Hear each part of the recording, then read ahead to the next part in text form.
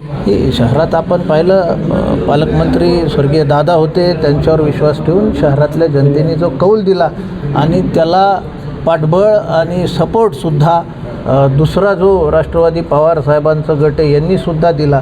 पण सत्तेत आल्यानंतर आपल्याला शहरातील कोणतेच प्रश्न सुटलेले दिसत नाहीत. उलटं सगळ्या अडचणी वाढल्यात, खड्डे झालेले आहेत. काल परवा व्हिडिओ आला, कुत्रे चावत आहेत, कुत्रे वाढलेले आहेत, श्रेय घेणारे वाढलेले आहेत आणि पाणी पुरवठा 25 दिवस पाणी नाही आज, अशी परिस्थिती बीड शहरात कधी नव्हे ती झालेली आहे. मान्य होतील अशी अपेक्षा विश्वास आम्हाला आहे. पुढचं पाऊल जर त्या मान्य झाल्या नाही तर चर्चा करून जनआंदोलन आम्ही त्या ठिकाणी उभं करू.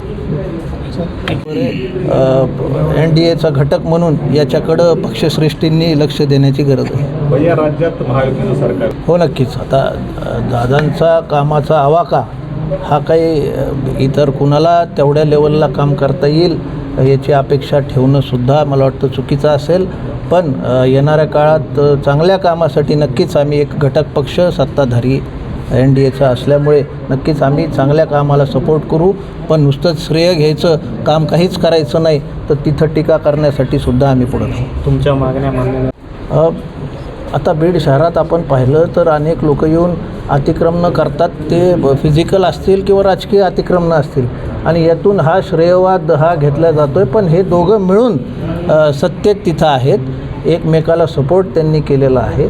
त्यावेळेस दोन्ही पक्ष एक होण्याच्या चर्चा चालू होत्या आणि त्यातून या सगळ्या गोष्टी घडल्या. त्यामुळे दोघांनी मिळून अपयशाचं श्रेय घेणं हे योग्य राहील असं मला वाटतं. माझ्या कानावर असं आलं की काही टेंडर्समधून इथं गाड्या वाटप करण्यात आलेलं आहे.